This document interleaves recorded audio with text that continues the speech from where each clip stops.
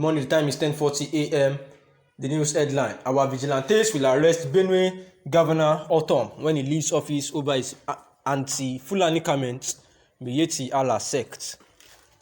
The news in full: The herders under Miyetti Allah Kautaho have said that they will not recognize the Southern Governor's anti-grazing deadline, describing it as satanic. This is as the September 1st deadline set by the Southern Governors for the banning of open grazing has come in place.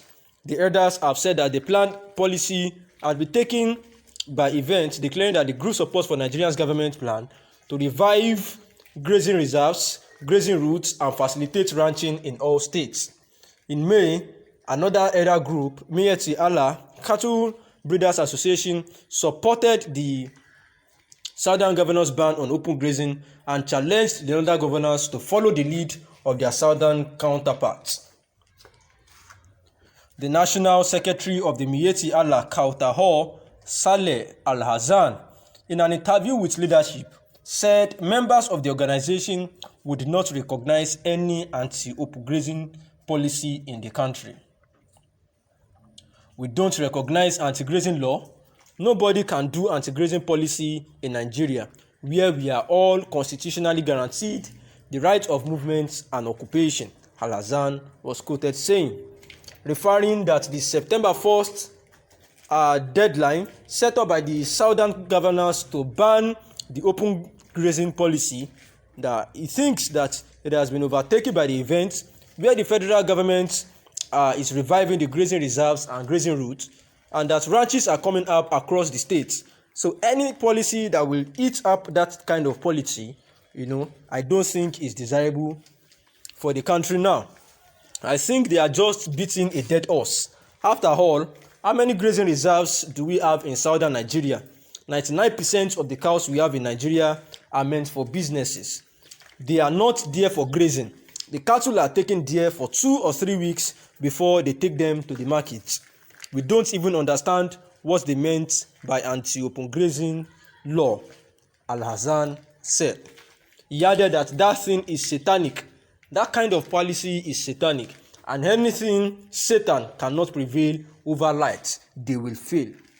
And also after that, the headline being supported by the Al-Hassan threat, he said that the governor over their 2023 political plans of a power shift to the south, declaring that they would not get their wish. He said the power that they are looking for, they will not get it. We have reported them to Almighty Allah to create confusion in the camp of the enemy, and confusion will be their lot. Where is Sunday Igboho? Where is Nnamdi Kanu today? They are all in jail. The God of the pastoralist is protecting them like the God of Elijah that speaks with fire. He has fired all of them, Al-Hassan said. Further saying, he said they can't win, they are losers. It is a negative policy. We are supporting the federal government now to revive the grazing reserves, to revive the grazing routes, do ranches, settle the elders over time. Is that not what they want? They don't want. They are the real bandits. If you are looking for a real bandit, it is Governor Samuel Ortom of Benue State. He is the real bandit, and he thinks he can fight the Fulani ethnic nationality. He does not know that we are not only in Nigeria and that we are an African tribe. We are in charge of the United Nations. The pioneer secretary of the African Union is a Fulani elder. What is Ortom talking about? They play butter politics. They better play butter politics that can unite this country. All these things that they are saying, they can't do anything as far as Nigeria is concerned. We are in our country. We are not going anywhere. We will not be intimidated by anybody. And we are peace-loving. It is their own cup of tea. After all, they are all consumers of the cow, Al-Hassan said, adding that the plans of the governors had failed. Their plans have already failed. See Sunday Igboho there is languishing in Benin's prison. See Nnamdi Kanu, who was captured in Kenya. Forget about them. They are the ones sponsoring all these killings. It is the handiwork of Biafra. They want to set the country on fire. Then he further went on to threaten Governor Ortom, as the headline says, that with the arrest after his tenure as governor, he said, these people know what they are doing. They are just there to steal money, especially that Governor Ortom. He is there to steal the money of Benue State, and we are waiting for him, immediately leaves the power if Economic and Financial Crimes Commission (EFCC) does not arrest him. Our vigilantes will arrest him and hand him over to the Nigerian police to be prosecuted like a common criminal. It is just a matter of time. He will certainly join Dariye and co, because he has eaten security votes in billions and he has masterminded the killing of innocent people in Benue State and has lied to the entire world, Alhassan further said. Meanwhile, the governor Samuel Ortom has said that the narrative by the presidency that his position on the state of the nation amounts to preaching genocide in the country does not make sense.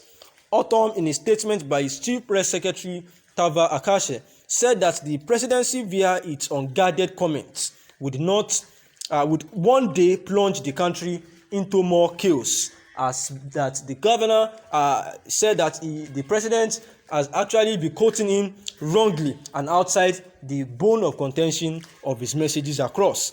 The governor said he was aware of a plot by the presidency to cause crisis in the state and make the state ungovernable for him and to declare a state of emergency. This is even as governor said, no matter how the presidency tries to blackmail him, Nigerians are more aware of who is promoting genocide in the country.